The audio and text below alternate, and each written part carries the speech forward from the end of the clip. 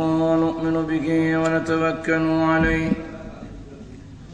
ونعوذ بالله من شرور أنفسنا ومن سيئات أعمالنا من يهده الله فلا مضل له ومن يضلله فلا هادي له ونشهد أن لا إله إلا الله وحده لا شريك له ونشهد أن سيدنا وسندنا وحبيبنا ومولانا محمدا عبده ورسوله الذي أرسل إلى الناس كافة بشيرا ونذيرا وداعيا إلى الله بإذنه وسراجا منيرا أما بعد فقد قال الله تعالى في كلامه المجيد وفرقانه الحميد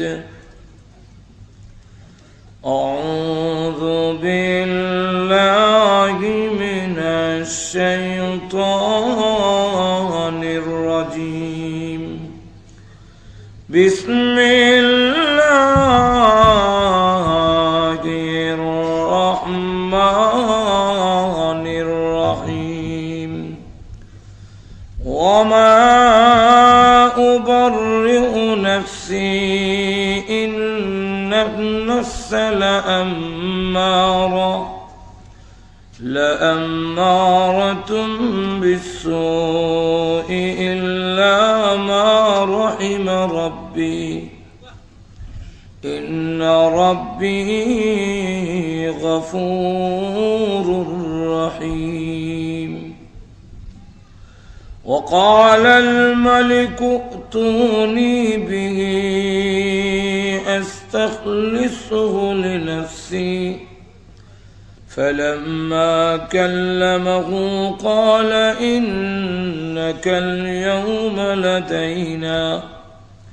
لدينا مكين أمين قال اجعلني على خزائن الأرض إني حفيظ عليم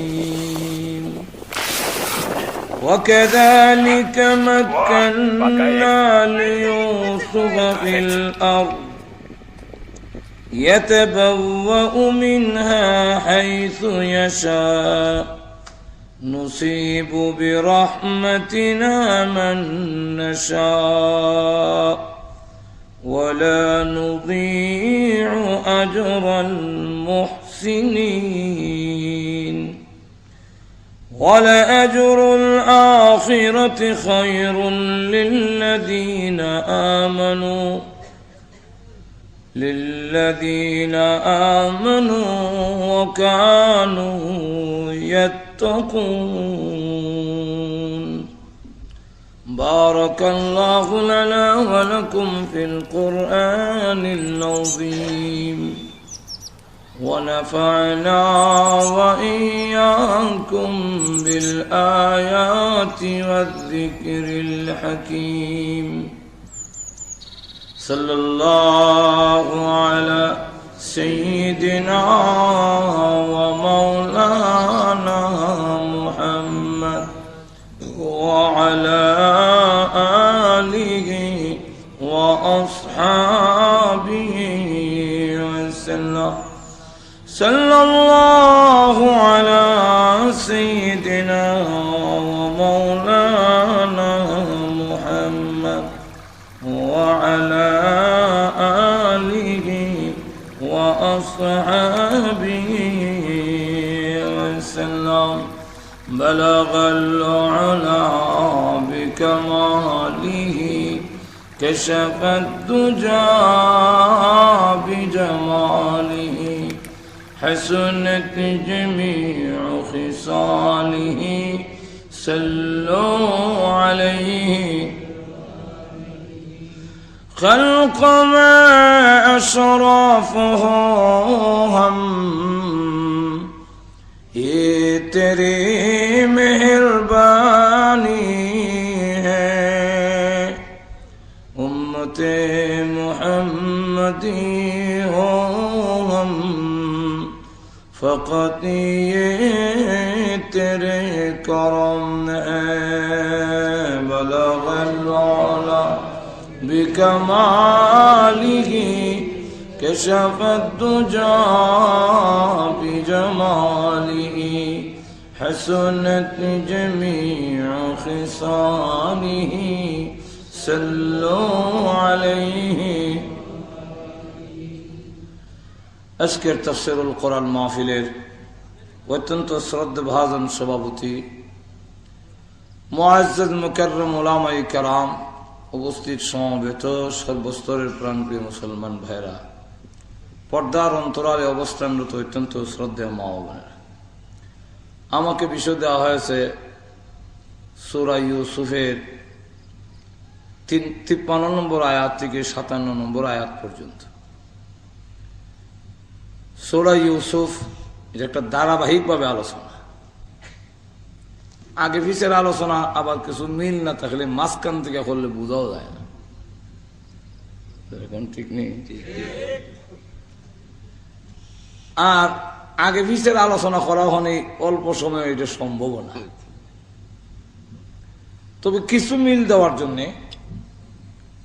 ইউসুফ আলাইহিস সালাতু সালাম তিনার ভাইয়ের কাছ থেকে কিভাবে নেওয়া হলো সূরা ইউসুফটা আসলে নাজিলই হয়েছে কাফিরদের জবাবে তারা রাসূলের কাছে প্রশ্ন করছিল যে ইয়াকুব আলাইহিস সালাতু সালাম হলো কানানের বাসিন্দা সিরিয়া কানান হচ্ছে সিরিয়া ইউসুফ আলাইহিস সালাম হলেন ইয়াকুব আলাইহিস সালামের ছেলে তিনি মিশর গেল কিভাবে এটা জানার জন্য রাসূলকে প্রশ্ন করা হয়েছে আর আল্লাহ তার জবাব দেওয়ার জন্য সূরা ইউসুফ কেমনে গেলেন তিনি কানান থেকে সিরিয়া থেকে মিশর পর্যন্ত সেই কাহিনী বয়ান করতে গিয়ে সূরা নাজিল করছে আর সূরা ইউসুফ সম্পর্কে আল্লাহ রাব্বুল আলামিন নিজেই বলছেন আহসানাল কসাস সুন্দর কাহিনী যেখানে আল্লাহ নিজে বলছেন এই কাহিনী সুন্দর এটা কেমন সুন্দর হইব তো ইউসুফ আলাইহিস সালাতু সালাম সুন্দর ছিলেন যেমন তার গঠন সুন্দর ছিল ঠিক তেমনি ভাবে তার চরিত্র তার আখলাকও এমন সুন্দর ছিল যার ফলে ইউসুফ আলাইহিস সালামকে ইয়াকুব আলাইহিস সালাম মহব্বত করতেন বেশি সন্তান প্রত্যেক সন্তানের প্রতি এক সমান ভালোবাসা হয় না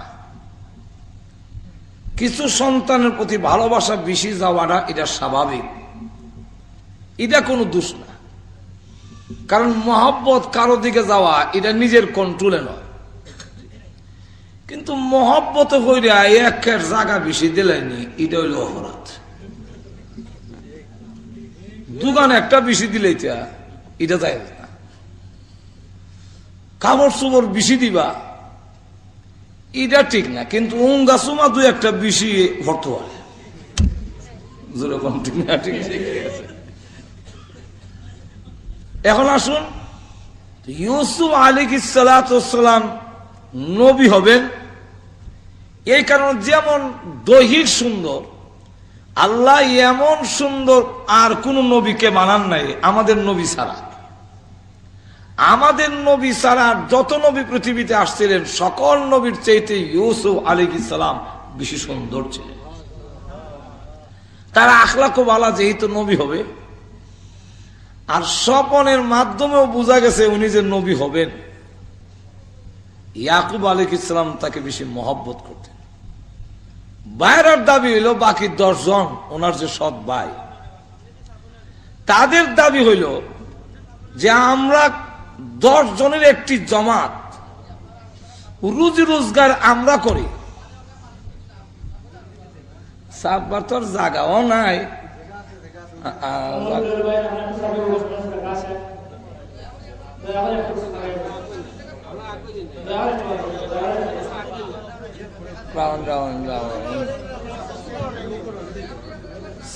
সাইজ কইরা না হইলে আন্তর্জাতিক খালি কইলি এক বইতো খেরাতে আমরা জায়গা বড় হোক তাহলে একটু একটু ধাক্কা দিয়া উঠন লাগতো না যে যেখানে আছেন এখান থেকে একটু ধাক্কা দিলে আদাত যদি আগান তো সকলের আদাত মিলে কয়েক আত হইব জোরে কন্টিনিউ ঠিক না একটু মেহরবানি করে সামনের দিকে আলাইকুম উনার ভাইরা বলেন যে আমরা 10 জনের একটি জমা রুজি রোজগার করে আমরা আনি বাপরে দে মহব্বত পাওয়ার দাবিদার আমরা আর বাবা দেখা যায় মহব্বত করে ইউসুফের মহব্বতের বেলায় আব্বা হতারাইলি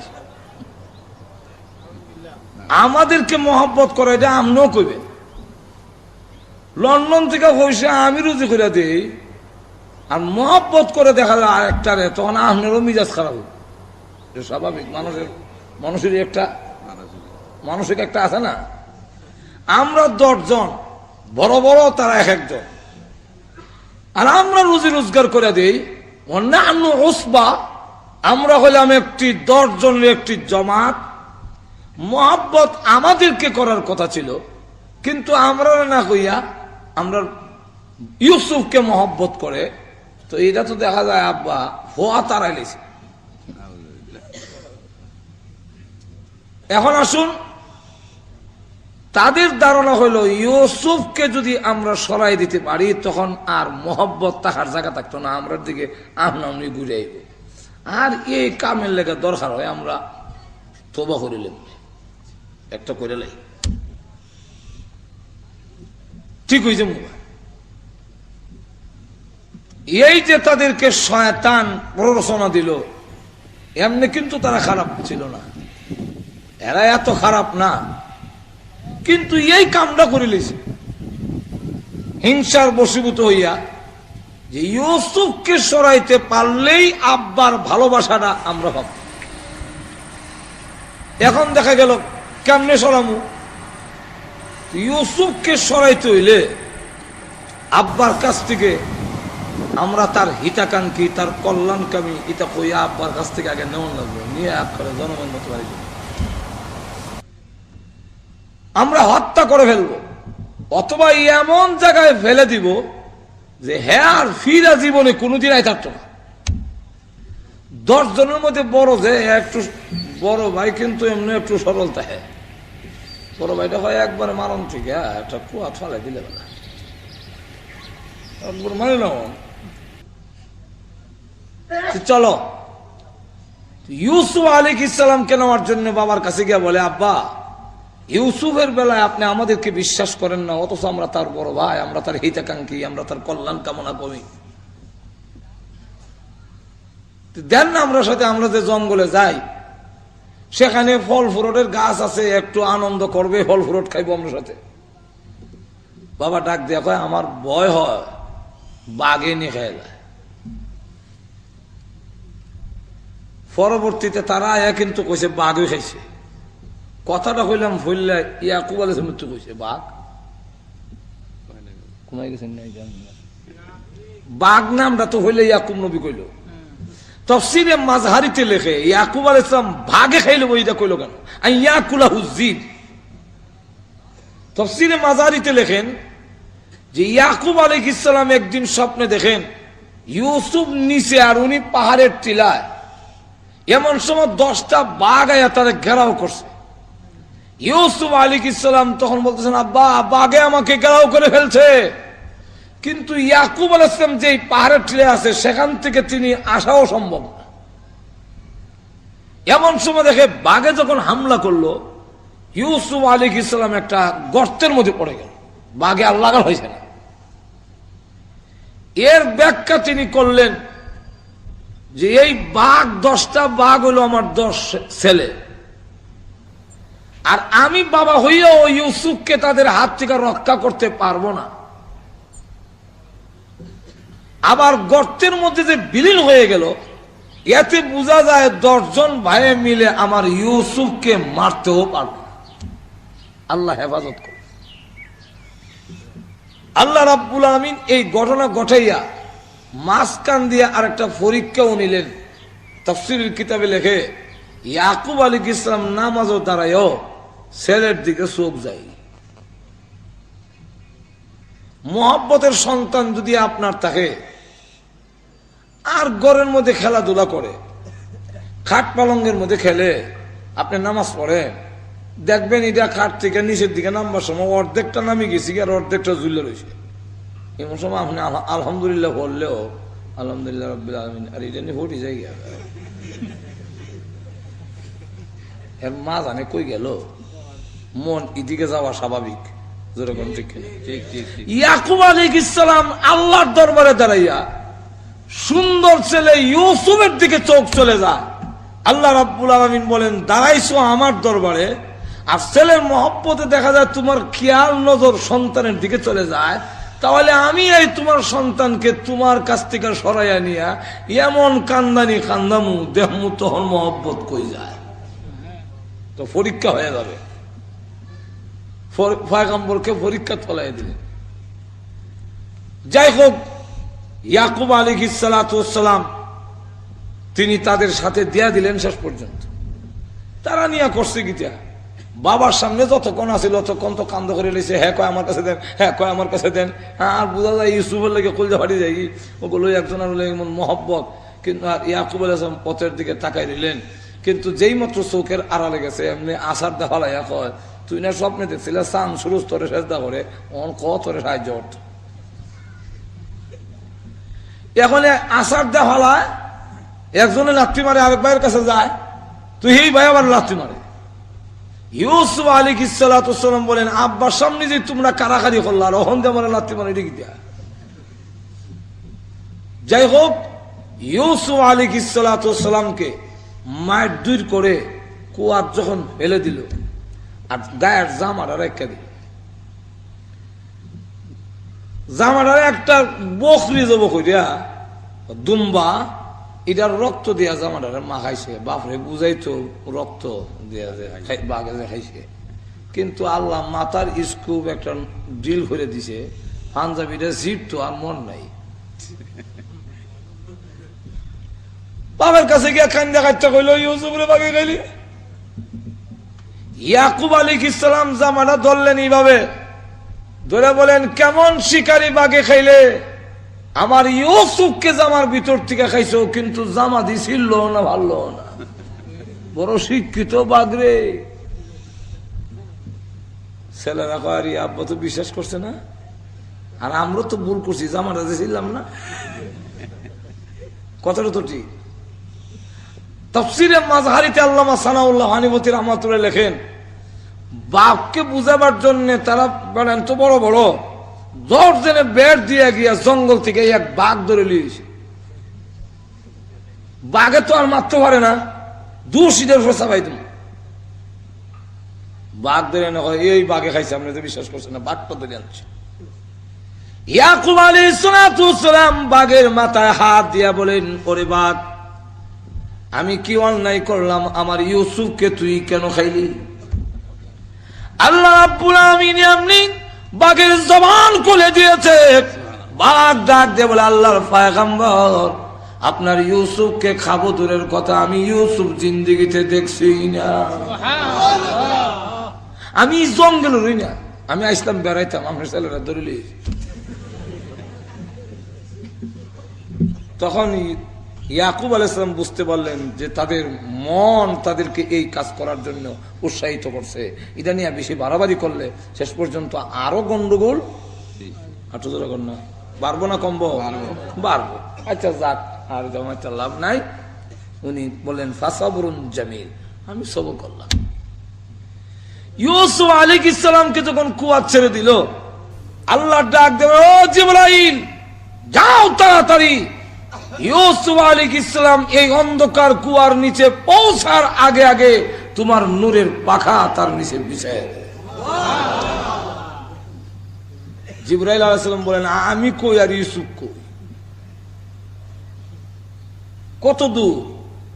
এমনি আমার যা ক্ষমতা ছিল সমস্ত ক্ষমতা প্রয়োগ করে আমার সমস্ত পাখা ছেড়ে দিয়া টান দিলাম জোরে।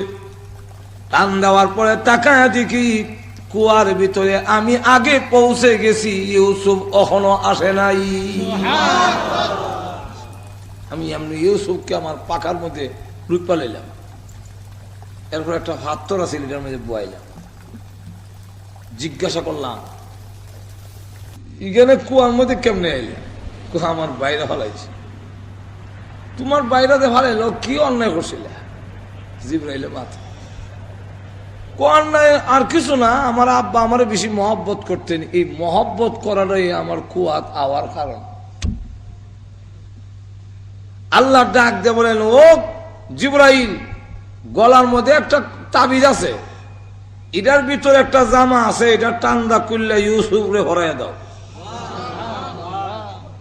ইখানে আবার জামা এলো করছি গা তাবিজের ভিতরে।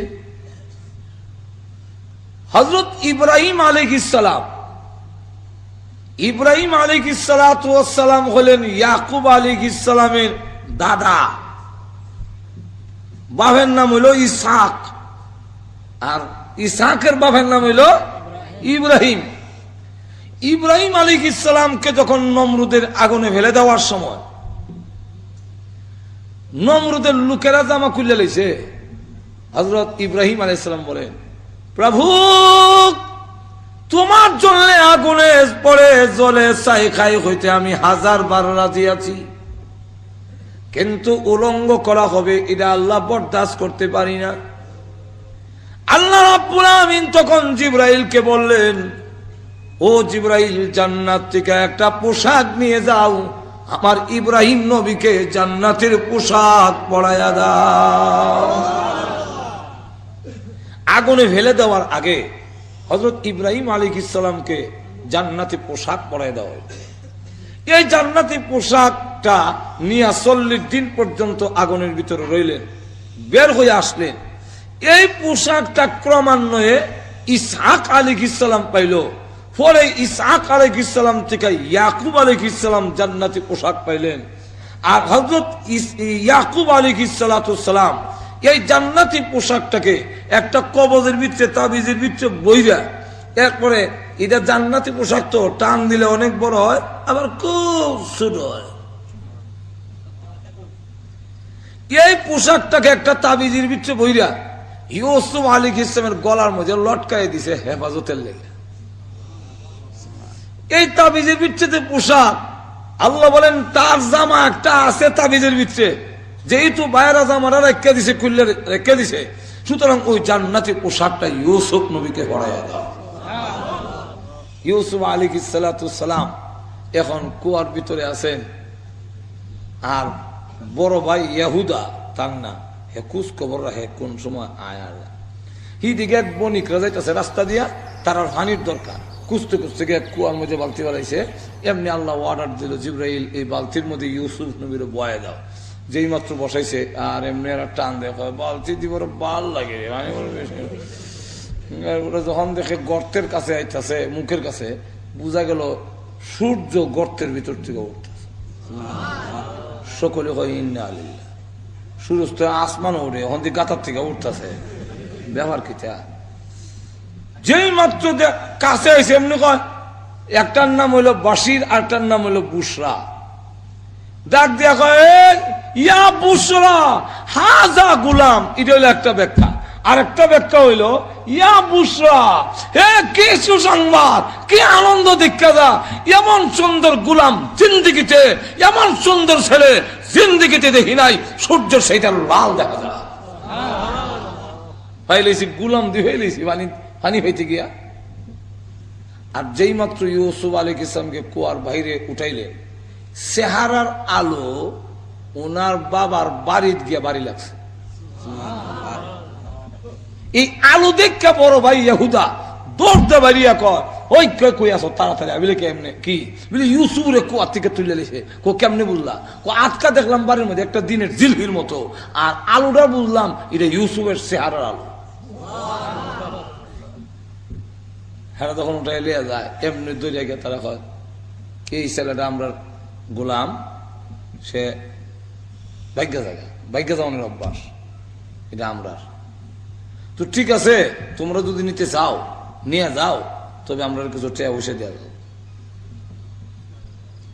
40 টাকার বিনিময়, কেউ বলেন 20 টাকার বিনিময় বাইরা ইউসুফ রে বুঝলি এই কম পয়সার মধ্যে বেচলো। কেন অত কম পয়সায় গেল? এইখানে একটা কারণ আছে, আগে দেখুন খালি শুধু বুঝবার লেগে আনতেছে, তো অনেক সময় যাবে।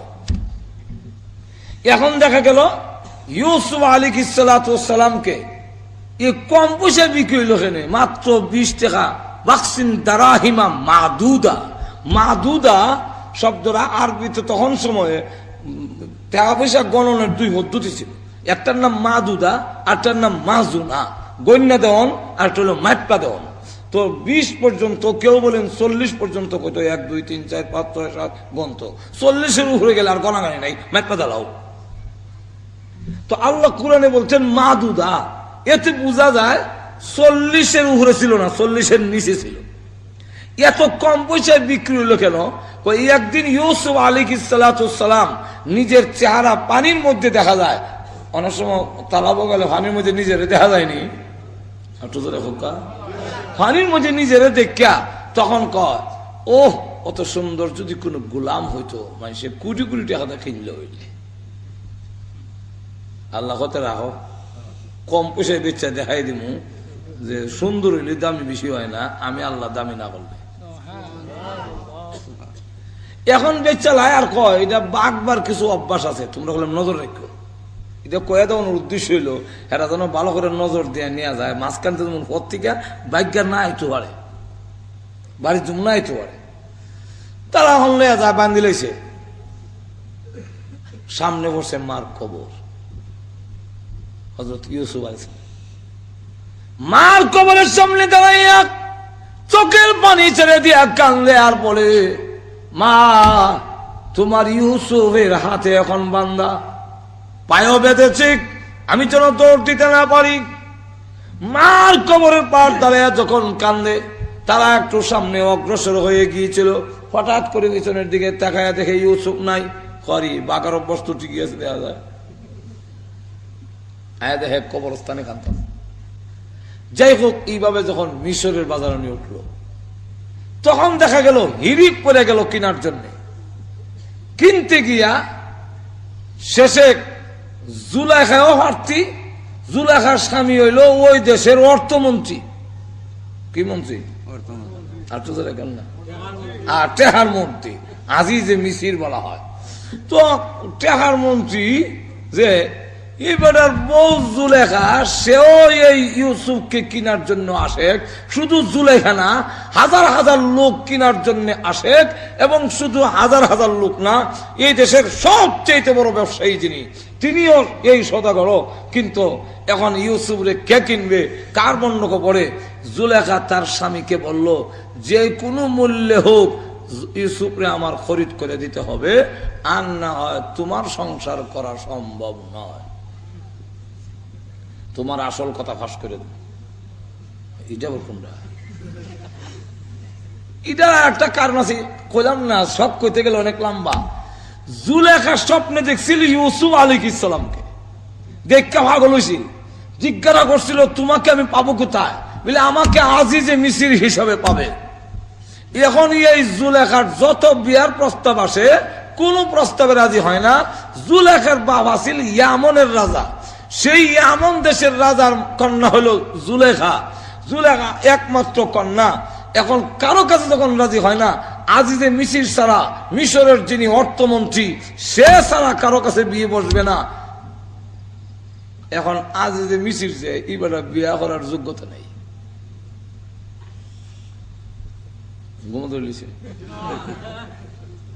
এখন বাদশার কাছে, তদানীন্তন সময় যে বাদশাহ ছিল মিশরের, তার নাম হলো রাইয়ান। তার কাছে প্রস্তাব পড়লো ইয়ামনের রাজা যে তোমার অর্থমন্ত্রীর কাছে আমার মেয়ের বিয়া দিন। এখন অর্থমন্ত্রী তো বিয়া করার যোগ্যতা নাই। এখন এই কথা যদি বলতে যাই তাহলে শরম না, এটা তো একটা গোপনীয় জিনিস, আউট হয়ে যাবে। এখন কইল ঠিক আছে, রাজি আছি বিয়া করামু, কিন্তু আমরা দামান লইয়া তোমরা দেশ যাইতাম না, যদি তুমি মেয়ে লইয়া আমরা দেশ হইয়া বিয়া দাও রাজি। এর অর্থ হইল কোন বাদশা তার নিজের মেয়েকে আরো জনের বাড়ি তাই নিয়ে বিয়াতে দিব দিব। এখন তো এইভাবে যদি না দেয় আর দেয় যদি এইভাবে, তাহলে আমরা পরে কমু যখন গন্ডগোল লাগবো জামাই বয়ে, তখন আমরা কমু কি দোষ, আমরা তো তোমার বাড়িতে গিয়ে বিয়া করে আইনা দেয়া গেছলা।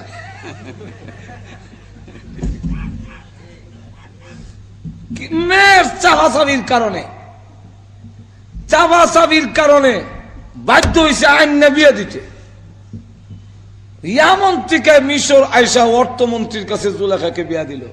বাসর রাত্রিতে যখন আজিজে মিশিরে দেখলো, দেখা কয় তুমি ন, তুমি না, স্বপ্নে যে দেখছিলাম ইদার ওনার স্যার হয় তোমার মিল। যাই হোক, এখন তো বিয়া হয়েছে চলছে। ওই আজিজ মিশির রেখো, তুমি আর যদি সবকিছু হাস না করন লাগে আর আমার তাপন লাগে, এই গুলামটা কিনে দাও। এখন পড়ছে মহাবীর বাদশার কাছে গিয়া কইল যে আমার তখন অর্থমন্ত্রী সব এখন আপনি যেভাবে হোক এই গুলামটা কিনে দেন।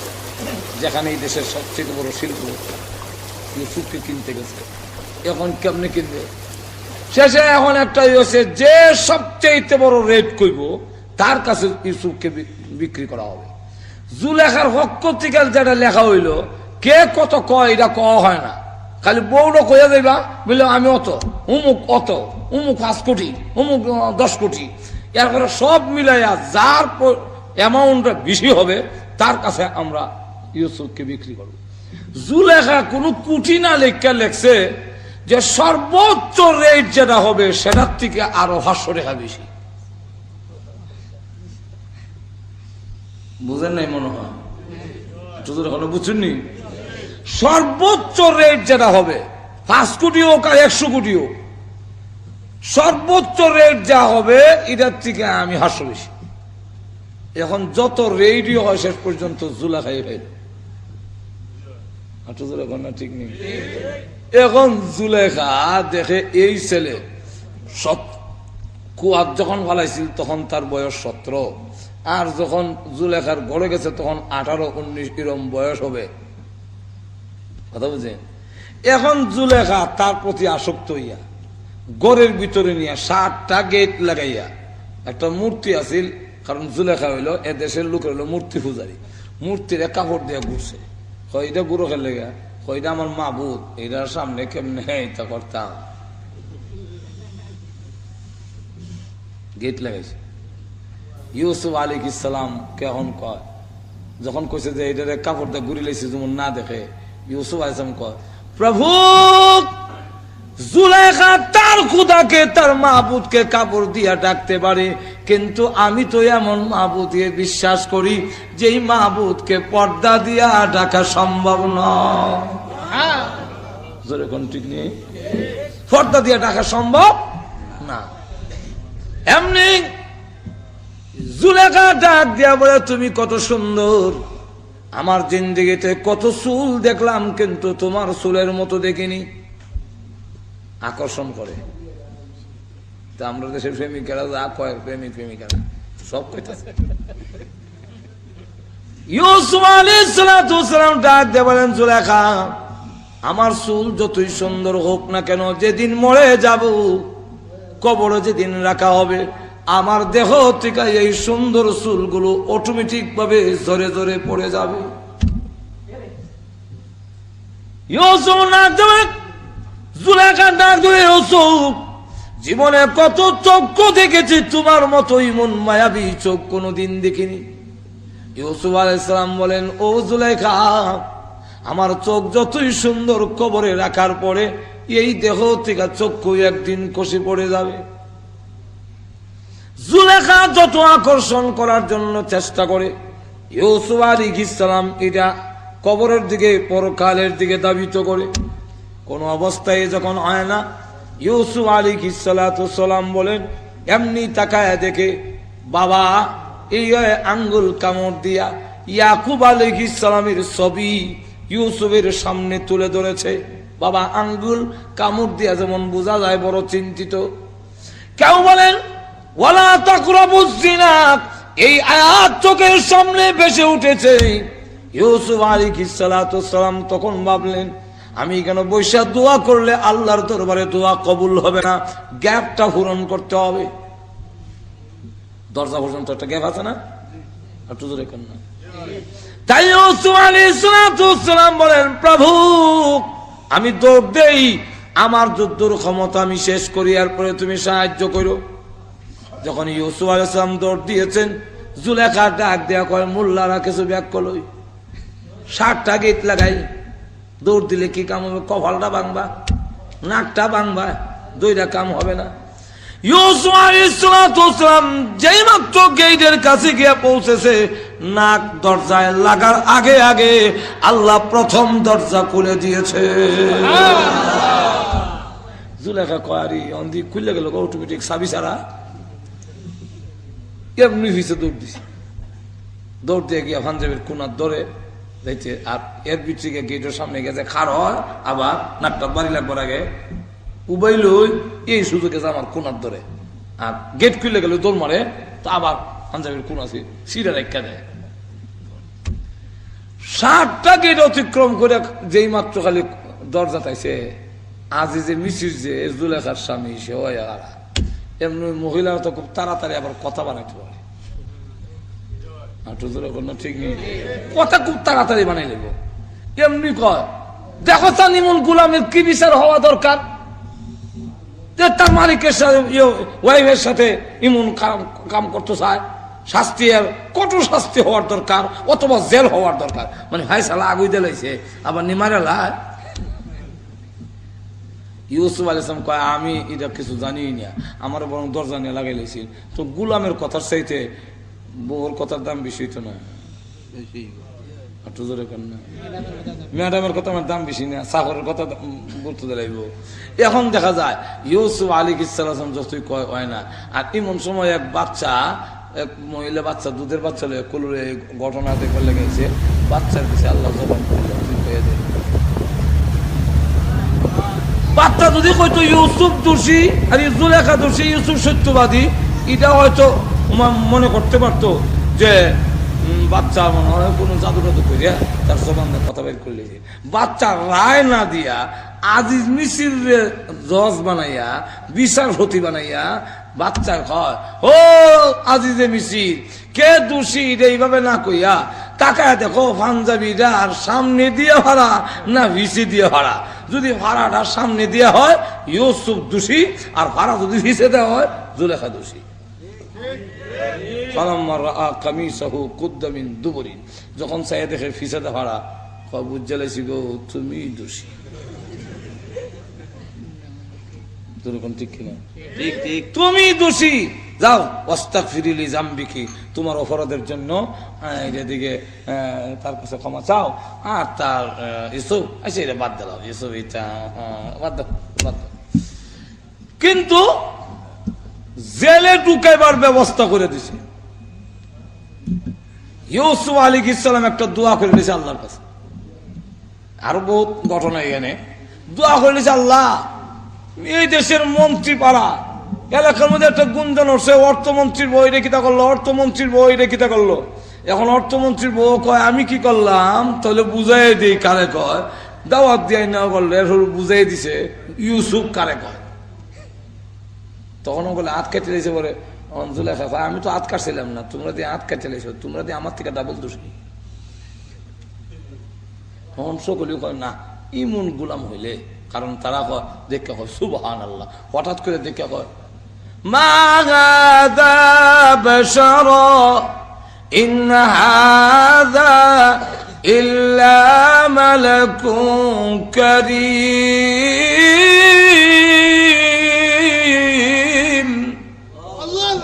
সম্মানিত ফেরেশতা, এই লোক হতে পারে না। তখন বলে কয় তোমার মালিকে যখন তুমি যার গোলাম তার ওয়াইফে যখন চায়, তুমি তার আকাঙ্ক্ষাটা কিছু আবদারটা রাখো না। মহিলারাও ক্যাম্পাস করে।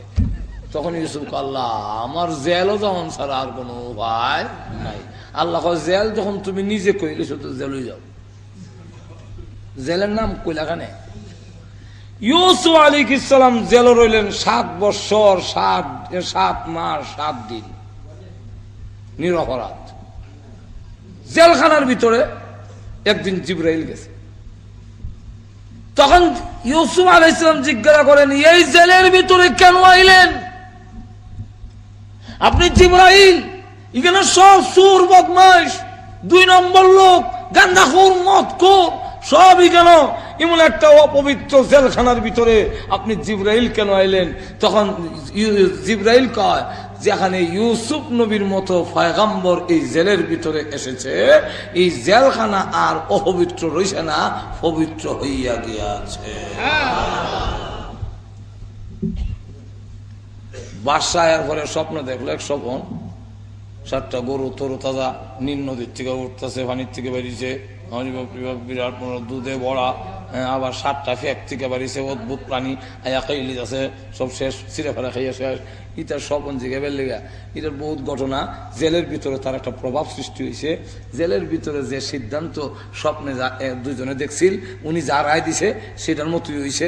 এরা গিয়া বাড়িয়া গিয়া কয় বাদশার কাছে, আপনি যে স্বপন দেখছেন এই স্বপনের ব্যাখ্যা জানতে হইলে জেলের ভিতরে যে ইউসুফ আছে ওনার কাছে যেতে হবে। তো ওনার কাছে যাওয়ার পরে গেছি গেছে, উনি যখন কইয়া দিছে বাদশার মোটামুটি মানে মন হতো হয়েছে, তখন কয় উনারে বের করে আনো।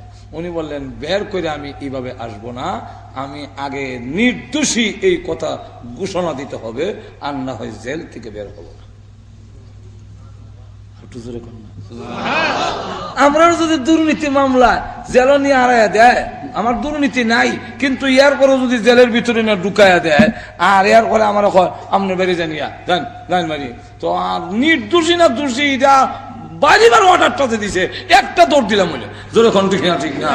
আল্লাহর রসুল প্রশংসা করে কয়, 7 বছর 7 মাস 7 দিন জেল খাটার পরে যে লোকটার অর্ডার হইলো তুমি জেল থেকে বের হয়ে চলে আসো, তুমি মুক্ত, তোমাকে মুক্তি দেওয়া হলো, কিন্তু ইউসুফ আলাইহিস কয় আমি বের হব না যতক্ষণ পর্যন্ত আমি নির্দোষী এই কথা ঘোষণা দেওয়া না হবে। রসুল বলেন আমি হইলে দৌড়তে পারি গেলাম বলি। আসলে রসুল বাড়ি তো না, কিন্তু রসুল বুঝাইতে চায় যে আমি হইলে বাইরে যাইতাম। ইউসুফ নবী তো ইয়ার পরেও কয় নির্দোষী না হইয়া আমি বের হব না। এখন কেন ও এখন আমার আয়াত আসে যেহানো দিছে, কথা বুঝছেন, আয়াত যেহানো দিছে 53 নম্বর আয়াত, ওই 53 নম্বর আয়াতের মধ্যে এতক্ষণে আসেন। 53 নম্বর আয়াতের মধ্যে গড় আগে এই 52 নম্বর আয়াতে বলেন, ذلك ليعلم أني لم أخنه بالغيب। কেন? আমি এই কথা জানায় দেওয়ার জন্য আজিজে মিসিরকে, যে আমি যারা জায়গা দিলাম আর আমার করে খাইয়া আমার করে থাকা অত বড় বিশ্বাসঘাতকতা ছেলেরা করলো, যে আমার স্ত্রীর ইজ্জত নষ্ট করলো বা আমার স্ত্রীর সাথে ভালোবাসা স্থাপন করলো, এটা বড় একটা অকৃতজ্ঞর কথা, জোরে কণ্ঠে ঠিক না। আমি আজিজ মিসিরকে জেল থেকে বের হয়ে এই কথা জানাই দিতে চাই, এই কথাটা জানাই দেওয়ার জন্য, প্রকাশ করার জন্য, যে তার অনুপস্থিতিতে আমি তার সাথে কোনো খেয়ানত করি নাই। আরো জোরে কন, ذلك ليعلم أني لم أخنه بالغيب। أخنه بالغيب দিয়া হইল আখুনহু, হু দিয়া হইল আজিজে মিসির, কথা বুঝছেন। লাম আখুনহু বিল গাইব, তার অনুপস্থিতিতে, তার গাইবে অবস্থায় আমি তার স্ত্রীর সাথে কোনো খেয়ানত করি নাই। আর যারা খেয়ানত করে এরা কখনোই সঠিক পথ পায় না, হেদায়েত পায় না, সে পথভ্রষ্ট হয়, সে ধ্বংস হয়। আর কোন কোন তাফসীরকারকরা বলেন, যালিকা লিয়ালামা আন্নী লাম আখুনহু বিল গায়ব। এখানে লাম আখুনহু বিল গায়ব দিয়া ইউসুফ নয়, জুলেখা, জুলেখা তার অপরাধ স্বীকার করে, আমি অপরাধ করেছি, আমি অন্যায় করেছি ঠিক, আমি ইউসুফের প্রতি আসক্ত হয়েছিলাম।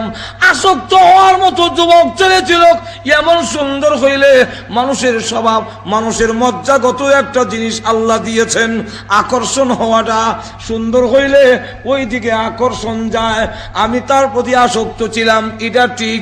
এই কথা স্বীকার করে আজিজ মিসিরকে জানাইয়া দিতে চাই, ও আজিজ মিসির, আমি শুধু একটু ভালোবাসাই করেছিলাম, কিন্তু এর চাইতে আর কোন জঘন্য কাজে আমি লিপ্ত হই নাই। আসক্ত হয়েছিলাম। আসক্ত হওয়ার মতো যুবক ছেলে ছিল, এমন সুন্দর হইলে মানুষের স্বভাব, মানুষের মজ্জাগত একটা জিনিস আল্লাহ দিয়েছেন, আকর্ষণ হওয়াটা, সুন্দর হইলে ওই দিকে আকর্ষণ যায়। আমি তার প্রতি আসক্ত ছিলাম, এটা ঠিক। এই কথা স্বীকার করে আজিজ মিসিরকে জানাইয়া দিতে চাই, ও আজিজ মিসির, আমি শুধু একটু ভালোবাসাই করেছিলাম, কিন্তু এর চাইতে আর কোন জঘন্য কাজে আমি লিপ্ত হই নাই। কথা বুঝছেন? ইয়ার পরে বলেন, তাফসীরকাররা বলেন যে এখান থেকে ওই 57 নম্বর আয়াত, ওয়ামা উবাররিউ নাফসি ইন্নান নাফসা লাআম্মারাতুম বিসসু ইল্লা মান রাহিমা রাব্বি। হযরত ইউসুফ আলাইহিস সালাম বলেন যে আমি কথা জানায় দেওয়ার জন্য, যে আমি ইউসুফ আলাইহিস সালাতু সালাম, আমি আজিজ মিসির, আমার যে মালিক, আমার যিনি ছিলেন বস, তার স্ত্রীর সাথে আমি কোনো খারাপ খেয়ানত করি নাই, তার গরো খাইয়া বিশ্বাসঘাতকতা আমি করি নাই। এই কথাটা প্রকাশ করার জন্য উনি যে হর ধরে বললেন, এটার মধ্যে আবার কিছু অহংকারের কিছু বোঝা যাইতে পারে। এই কথাটার জবাব দেওয়ার জন্য বলেন, ওয়ামা উবাররিউ নাফসি, আমি নিজেকে একবারে পবিত্র মনে করি না। কেন? ইন্নান নাফসা লাআম্মারাতুম বিসসু, এটা নিজের শুরু মনে করবার লাগে, যে মানুষের ভিতরে, প্রত্যেকটা মানুষের ভিতরে এই চাহিদা আল্লাহ রাব্বুল আলামিনের দেওয়া, হোক সে আলেম, হোক সে পীর সাহেব, ফিরো যদি হয়, তারও ওই দিকে আকর্ষণ, এটা আল্লাহর দেওয়া। কোন পীর সাহেব যদি বলে মুরিদ নিয়ে আমার সামনে আইলে ওই দিকে আমার ধ্যান খেয়াল যায় না, যদি কয় তাহলে বুঝবা যে এটা হয়তো বাটফার, আর নাইলে রুগী, হাসপাতালও পাঠানোর দরকার। আর না হয় মন যায়, কিন্তু আসল কথা কয় না। একটু জোরে কন না, আরো জোরে। এটা আল্লাহ রাব্বুল আলামিনের জন্য মজ্জাগত দেওয়া। ইউসুফ আলাইহিস সালাতু ওয়াস সালাম বলেন, ওয়ামা উবাররিউ নাফসি, আমি একবারে পবিত্র নই। আমি কথা বলি না যে আমি নিজেকে একবারে পবিত্র, আমার মন যে একবারে পাক পবিত্র, ইমন আমি বলি না। ইন্নান নাফসা লাআম্মারাতুন বিসসু, নিশ্চয়ই নফস হইল এটা মন্দ প্রবণ, এটার মধ্যে আল্লাহ এই যোগ্যতাই দিয়েছে, মানুষের মন সবসময় খারাপ কাজের দিকেই চায়। আর তো জোরে কন না, খারাপ কাম, বালা কাম চায় না, নামাজ পড়তে মন চায় না, রোজা রাখতে মন চায় না, জিনা করতে মন চায়, সুদ খাইতে মন চায়, গান নাচ গান করতে মনে ভালো লাগে। আর তো জোরে কন না, নামাজ না পড়তে ভালো লাগে, পড়তে ভালো লাগে না। আর তো জোরে কন না, মনের মধ্যে, মানুষের মনের ভিতরে আল্লাহ এই চাহিদা দিয়েছেন যে মানুষের নফসের কামই হইল গুনার দিকে ইদারে দাবিত করা, এটা নফসের কামই। ওয়ামা উবাররিউ নাফসি ইন্নান নাফসা লাআম্মারাতুন বিসসু ইল্লা মান রাহিমা রাব্বি। কিন্তু আল্লাহর যদি দয়া হয়, আল্লাহর যদি রহমত হয়, আল্লাহর দয়া যার প্রতি হবে, সেই গুনার কাম থেকে বাঁচতে পারবে। জোরে বলেন ঠিক না? ঠিক না? আসক্ত হয়েছিলাম। আসক্ত হওয়ার মতো যুবক ছেলে ছিল, এমন সুন্দর হইলে মানুষের স্বভাব, মানুষের মজ্জাগত একটা জিনিস আল্লাহ দিয়েছেন, আকর্ষণ হওয়াটা। সুন্দর হইলে ওই দিকে আকর্ষণ যায়। আমি তার প্রতি আসক্ত ছিলাম, এটা ঠিক। এই কথা স্বীকার করে আজিজ মিসিরকে জানাইয়া দিতে চাই, ও আজিজ মিসির, আমি শুধু একটু ভালোবাসাই করেছিলাম, কিন্তু এর চাইতে আর কোনো জঘন্য কাজে আমি লিপ্ত হই নাই। কথা বুঝছেন? ইয়ার পরে বলেন, তফসির কারোটা বলেন যে এখান থেকে ওই 57 নম্বর আয়াত, ওয়ামা উবাররিউ নাফসি ইন্নান নাফসা লাআম্মারাতুম বিসসু ইল্লা মান রাহিমা রাব্বি। হযরত ইউসুফ আলাইহিস সালাম বলেন যে আমি কথা জানায় দেওয়ার জন্যে যে আমি ইউসুফ আলাইহিস সালাতু সালাম, আমি আজিজ মিসির, আমার যে মালিক, আমার যিনি ছিলেন বস, তার স্ত্রীর সাথে আমি কোনো খারাপ খেয়ানত করি নাই, তার গরো খাইয়া বিশ্বাসঘাতকতা আমি করি নাই। এই কথাটা প্রকাশ করার জন্যে উনি যে হর ধরে বললেন, এটার মধ্যে আবার কিছু অহংকারের কিছু বোঝা যাইতে পারে। এই কথার জবাব দেওয়ার জন্য বলেন, ওয়ামা উবাররিউ নাফসি, আমি নিজেকে একবারে পবিত্র মনে করি না। কেন? ইন্নান নাফসা লাআম্মারাতুম বিসসু, এটা নিজের শুরু মনে করবার লাগে যে মানুষের ভিতরে, প্রত্যেকটা মানুষের ভিতরে এই চাহিদা আল্লাহ রাব্বুল আলামিনের দেওয়া। হোক সে আলেম, হোক সে পীর সাহেব, ফিরো যদি হয়, তারও ওই দিকে আকর্ষণ, এটা আল্লাহর দেওয়া। কোন পীর সাহেব যদি বলে মুরিদ নিয়ে আমার সামনে আইলে, ওই দিকে আমার ধ্যান খেয়াল যায় না। বুঝবা এটা হয়তো পাঠা আর নাইলে রুগী, হাসপাতালও পাঠানির দরকার। আর না হয় মন যায়, কিন্তু আসল কথা কয় না। আরো জোরে, এটা আল্লাহ রাব্বুল আলামিনের জন্য মজ্জাগত দেওয়া। ইউসুফ আলাইহিস সালাতু ওয়াস সালাম বলেন, ওয়ামা উবাররিউ নাফসি, আমি একবারে পবিত্র নই। আমি কথা বলি না যে আমি নিজেকে একবারে পবিত্র, আমার মন যে একবারে পাক পবিত্র, ইমন আমি বলি না। ইন্নান নাফসা লাআম্মারাতুন বিসসু, নিশ্চয় নষ্ট হইল এটা মন্দ প্রবণ।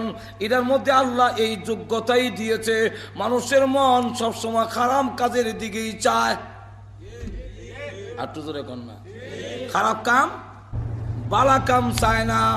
নামাজ পড়তে মন চায় না, রোজা রাখতে মন চায় না, জিনা করতে মন চায়, সুদ খাইতে মন চায়, গান নাচ গান করতে মনে ভালো লাগে। নামাজ না পড়তে ভালো লাগে, পড়তে ভালো লাগে না।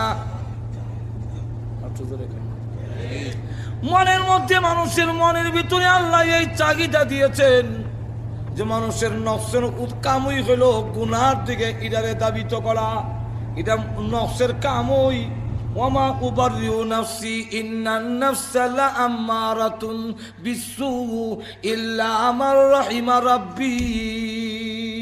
কিন্তু আল্লাহর যদি দয়া হয়, আল্লাহর যদি রহমত হয়, আল্লাহর দয়া যার প্রতি হবে, সেই গুনার কাম থেকে বাঁচতে পারবে। জোরে বলেন ঠিক না? ঠিক না? ইউসুফ আলাইহিস সালাতু ওয়াস সালাম নিজেকে শুরু মনে করার জন্য যে আমি যে এটা আমার বেটাগিরি না, এটা আমার অহংকার না। কোন মানুষ যদি গুনার কাম থেকে বাঁচতে পারে, তাহলে ওই মানুষ বেটাগিরি না কইরা যে অমুকে গাঞ্জা খায় আমি খাই না, অমুকে মদ খায় আমি খাই না, অমুকে জিনা করে আমি জিনা করি না, অহংকার করার কিছুই নাই।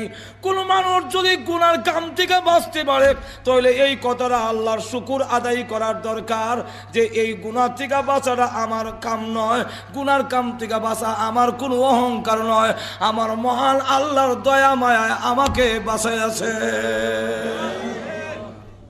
ঠিক কিনা? হযরত ইউসুফ আলাইহিস সালাতু ওয়াস সালামের আগের কথাটা একটা অহংকার আসতে পারে, যে আমি তার কথাটার মধ্যে অহংকার, আত্মগরিমা, যে আমি ওই কথাটা প্রকাশ করার জন্যে যে তার অনুপস্থিতিতে আমি খেয়ানত করি নাই, পরে এই কথাটার মধ্যে একটু অহংকার, আত্মগৌরব কিছু এসে যেতে পারে। এই জন্য পরের আয়াতের মধ্যে বলেন যে আমি যে গুনার কাম থেকে বাঁচছি, জুলেখা যে পরিস্থিতি সৃষ্টি করেছিল, এই পরিস্থিতিতে কোনো মানুষ গুনার কাম থেকে বাঁচার কথা নয়, আল্লাহ যদি না বাঁচায়। আরো জোরে কর। আল্লাহ রাব্বুল আলামিন এই জন্য বলেছেন ওয়া আম্মা মান খাফা মাকাম রাব্বিহি ওয়া নাহান নাফসা আনিল হাওয়া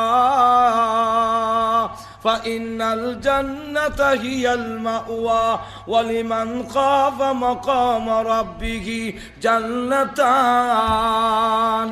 আল্লাহ রাব্বুল আলামিন বলেন কিয়ামতের কঠিন ময়দানে দাঁড়ায় জবাবদিহি করতে হবে।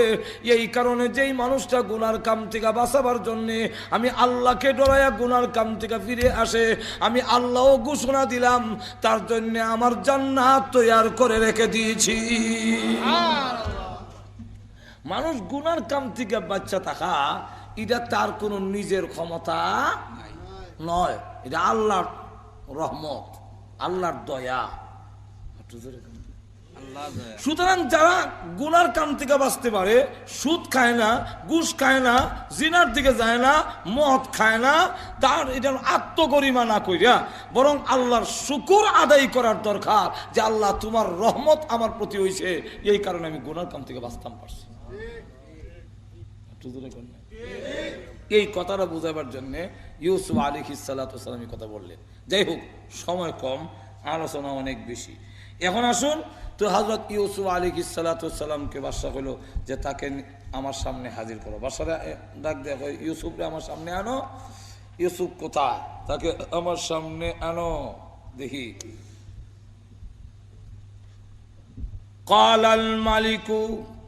ক্বালাল মালিকু উতুনি বিহি।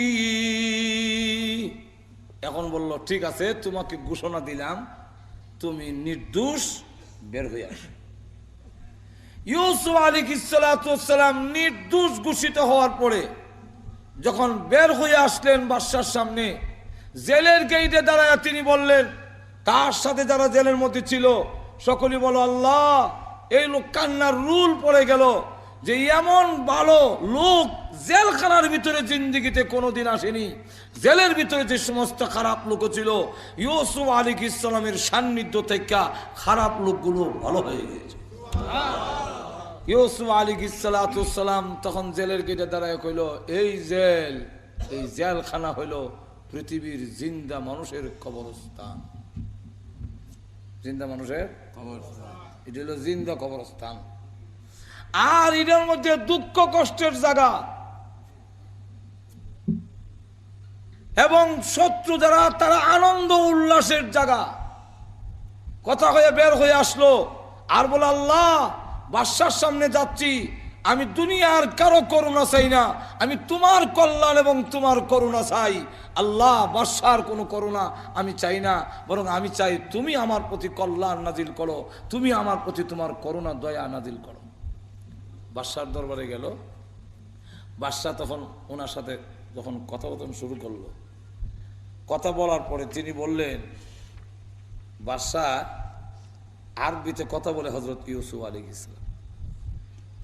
ওই বাদশা রায়্যান সে ৭০টা ভাষা জানত। কয়টা ভাষা? ৭০টা, কিন্তু আরবি জানে না। ইউসুফ আলাইহিস সালাতু ওয়াস সালাম দেখা গেল বাদশার রায়্যান যেই ভাষায় কথা বলে তার উত্তর ওই ভাষা ইউসুফ দেয়, কিন্তু ইউসুফ আলাইহিস সালাম কিছু ভাষা প্রয়োগ করলেন যেটা রায়্যান বুঝে না। তখন রায়্যান বুঝতে পারলো যে আমার জ্ঞানের চাইতে আরো ১০০০ কোটি গুণ বেশি জ্ঞানের অধিকারী ইউসুফ। ফালাম্মা কাল্লামাহু, যখন কথাবার্তা হইল তখন বলল যে এখন বুঝতাম পারলাম, আরবিতে কথা বলে। তো জিগা এটা কিটা? এটা আমার পূর্বপুরুষ, আমার দাদার ভাই হযরত ইসমাইল আজমের ভাষা। ইয়াকুব ইসলামের বাবার নাম ছিল ইসহাক, আর চাচার নাম আর জোরে কন্যা ইসমাইল আলাইহিস সালাম। ইসমাইল আলাইহিস সালামের ভাষা ছিল আরবি, এই জন্য তিনি বলেন এটা হইল আমার দাদার ভাইয়ের ভাষা। তখন বললো এই ভাষা তো আমি জানি না, এটা আপনি জানবেন না। এরপরে বললো হিব্রু ভাষায় কথা, হিব্রু ভাষাও বাদশা জানে না। তখন বললো এটা কোন ভাষা? এটা হইলো আমার বাপ দাদা পূর্বপুরুষের ভাষা, আমার বাবা ইয়াকুব আলাইহিসসালামের ভাষা হিব্রু ভাষা, আমার পূর্বপুরুষ ইসহাক আলাইহিস সালাম তারও ভাষা হিব্রু ভাষা। বাদশা তখন এই ভাষায় কথা বললে বুঝে না, কিন্তু সে যে ৭০টা ভাষায় কথা বলে সবটি ভাষায় ইউসুফ আলাইহিস সালাম জানে। কথাবার্তা তারা বুঝতে পারলো যে ইউসুফ অত্যন্ত জ্ঞানের অধিকারী। ক্বালা ইন্নাকাল ইয়াউম লাদাইনা মাকিনুন আমিন। এমনি ডাক দিয়া বলল, আগে তো বলছিল বাদশা তাকে আমার সামনে নিয়ে আসো, আস্তাখলিসুহু লিনাফসি, আমি তাকে আমার বিশেষ লোক অর্থাৎ উপদেষ্টা বানাবো। কিন্তু এখন কথাবার্তা বলার পরে তিনি ডাক দিয়া বলেন, ইন্নাকা নিশ্চয় ও ইউসুফ তুমি আল ইয়াউম আজকের দিনে লাদাইনা আমাদের নিকট মাকিনুন আমিন সম্মানিত এবং বিশ্বস্ত হয়ে থাকবে। তুমি এখন থেকে আমাদের কাছে সম্মানিত ব্যক্তি এবং বিশ্বস্ত, কারণ আমরা বুঝতে পারলাম যে আজিজ মিসরের ইগেনত থেকেও তুমি আমানতের খেয়ানত করো নাই, এবং তোমার সাথে কথা বলার দ্বারা বোঝা গেল অত্যন্ত খুব গভীর জ্ঞানের অধিকারী। সুতরাং তুমি আমাদের কাছে এখন থেকে খুব সম্মানিত এবং তুমি আমাদের কাছে বিশ্বস্ত। এখন বলেন আপনাকে ইসলাম আগে উপদেষ্টা বানাইতেন, এখন উপদেষ্টা না, এখন মন্ত্রী পরিষদ। ইউসুফ আলাইহিস সালাম বললেন তখন, তাহলে একটা কাজ করেন, অর্থ বিভাগ পরিচালনা করার জন্য দায়িত্ব আমার কাছে দেন। সুবহানাল্লাহ বলবেন না? ক্বালা জাআলনি আলা খাযাইনিল আরদ, এই দায়িত্ব এখন আমার কাছে দেন, অর্থ বিভাগের দেখাশোনা করার দায়িত্ব আমার কাছে দেন। কেন? এটা দেখাশোনা করার জন্য ইন্নী হাফিজুন আলিম, এই অর্থ বিভাগ পরিচালনা করার হেফাজত করার আমি ভালো রক্ষক, হেফাজতকারী, এবং ইদার সম্বন্ধে আমার বিশেষ জ্ঞান আছে অর্থ বিভাগটা। কারণ স্বপ্নের মধ্যে যে আপনাকে স্বপ্নে যে গরু দেখানো হয়েছিল, স্বপ্নে যে 7টা গরু দেখছিলেন, 7টা দানের সরা দেখছিলেন, গমের সরা, আর 7টা শুকনো এবং 7টা তাজা, ইটার ব্যাখ্যা আমি ছাড়া কেউ বুঝে না। আর ইটার দ্বারা কি আসবে, দেশে যে প্রথমে 7 বছর খুব ফসল হবে, 7 বছর দুর্ভিক্ষ হবে, এটার ব্যাখ্যা আমাকে আল্লাহ জ্ঞান দান করেছেন। সুতরাং আমি বুঝতেছি অর্থ ব্যবস্থা কি হবে, এই জ্ঞান আমাকে দিয়েছেন। অতএব আমাকেই দায়িত্ব দিলে দেশের জনগণ বেশি উপকৃত হবে। এখন ইউসুফ আলাইহিস সালাম তাহলে এই দায়িত্ব, এই যেগুলো ছায়া কেন নিলেন, বিস্তারিত আলোচনা করতে গেলে অনেক লম্বা সময়ের দরকার। কোনো পথ তো ছায়া নেওয়া যায় না। ইউসুফ আলাইহিস সালাম এই পথ কেন লেগে ছায়া নিলেন বলে, হ্যাঁ কোনো ক্ষেত্রে যদি দেখা যায় যে আপনি এই দায়িত্ব নিলে অন্যরা নিলে দেশের আমানতের খেয়ানত হবে, অন্যরা নিলে দেশের লোকজন উপকৃত হবে না, আপনার কাছে দায়িত্ব হইলে আপনি দেশের বেশি উপকৃত হবে, তখন দেশের জনগণের কল্যাণার্থে আপনি ওই পথ ছায়া নেওয়া ওই জরুরি। কোনো ক্ষেত্র আছে আপনি তখন এই পথ ছায়া নেওয়া ওয়াজিব হয়ে যায়। যেমন এক মসজিদে গিয়া ঢুকছেন একজন আলে, ঢুকে গিয়া দেখে কেন ইমাম নাই, সব পাবলিক, আর উনি যে আলেম এবং কোরআন শরীফ শুদ্ধ এটা এখানে কেউ জানে না। এখন যদি আপনি দায়িত্ব চাই নেওয়ার নাই কইয়া বইয়া থাকেন, আর একজন সাধারণ লোক আলহামদুলিল্লাহ ফরনেওয়ালা লোক যদি ইমামতি যায়, আর এই লোকটা থাকার কারণে ওই যে আলেম সে যদি হিসেব নিয়ত বান্ধে বই থাকে, সকলের নামাজ বরবাদ হবে। আর আলেম যদি না থাকতো তাহলে ভাবলিকে নামাজ চলতো, অশুদ্ধ শুদ্ধ।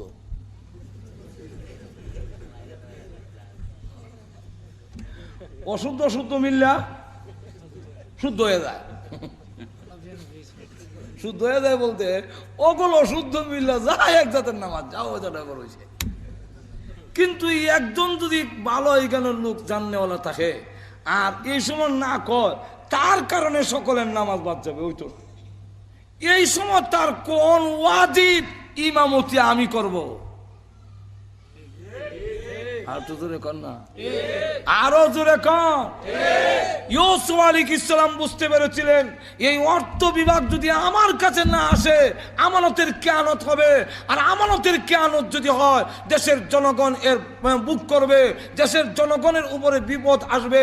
কারণ যারা রাষ্ট্র ক্ষমতায় থাকে তারার কারণে যে চাউলের দাম বাড়ে না এমনটা নয়,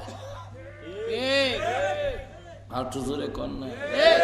যারা রাষ্ট্র ক্ষমতায় থাকে তারার কারণে ইউসুফ আলাইহিস সালাম এই স্বপ্ন খেলে দেখলেন, জানেন যে 7 বছর ফসল হবে, আর 7 বছর পরে দুর্ভিক্ষ কেন আসবে, একজন নিরপরাধ 7 বছর কেন আসবে। তাফসীরের কিতাবে লেখেন যে ইউসুফ আলাইহিস সালাম জেলে ছিলেন 7 বছর, একজন নিরপরাধ মানুষকে জেলের মধ্যে যদি 7 বছর রাখা হয় তাহলে দেখা যায় এই 7 বছর রাখার অপরাধের কারণে আল্লাহর গজব হইল, তাদের দেশে 7 বছর দুর্ভিক্ষ দেখা দেবে। ঠিক তেমনি ভাবে দুর্নীতির মামলায় সঠিক দুর্নীতিবাদ যে তাকে যদি ধরা হয়, তাকে যদি শাস্তি দেওয়া হয় তাহলে তো ঠিক আছে। কিন্তু এই দুর্নীতির দমনের মাধ্যমে দেখা গেছে দুর্নীতিবাজ নয় এমন লোককে জেল আড়াইয়া দিয়া অযথা তাকে শাস্তি দেওয়া হচ্ছে, অযথা তাকে কষ্ট দেওয়া হচ্ছে। এই অপরাধের কারণে আল্লাহর গজব আসবে, জিনিসের দাম বাড়বে, দেশে দুর্ভিক্ষ দেখা দেবে।